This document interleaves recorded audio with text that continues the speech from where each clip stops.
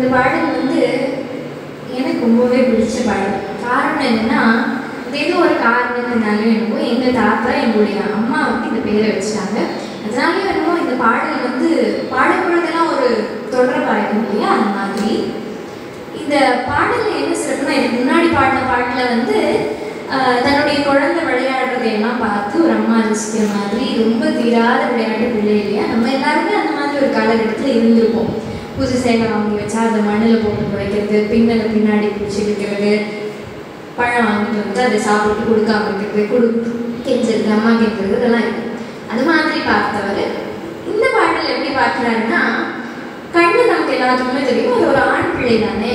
ஆனால் கண்ணன் ஒரு பெண் பிள்ளையாக இருந்தால் அவருக்கு எப்படியெல்லாம் அலங்காரம் பண்ணிப்பாங்க, அந்த கண்ணனை நான் எப்படியெல்லாம் வச்சு கொஞ்சிப்பேன். எனக்கு வந்து அவர் ஒரு நிமிஷம் காணும் அப்படின்னா ஊர் மக்கள் எல்லாம், முன்னாடி பாட்டில் ஊர் மக்கள் எல்லாம் சேர்ந்து இவர் மாதிரி யாருமே சேட்டை பண்ண மாட்டாங்க அப்படின்னு சொல்கிறாங்க. இந்த பாட்டில் ஊர் மக்கள் எல்லாம் அவரை பாராட்டினாங்க அப்படின்னு அவ்வளோ சந்தோஷப்படுவாராம். யாரு? பாரதியார். கண்ணனை பாராட்டுறதை கேட்டு இவர் அவர் வந்து தாயா உணர்ந்து சந்தோஷப்பட்டு இந்த பாட்டில் பாடுறார்.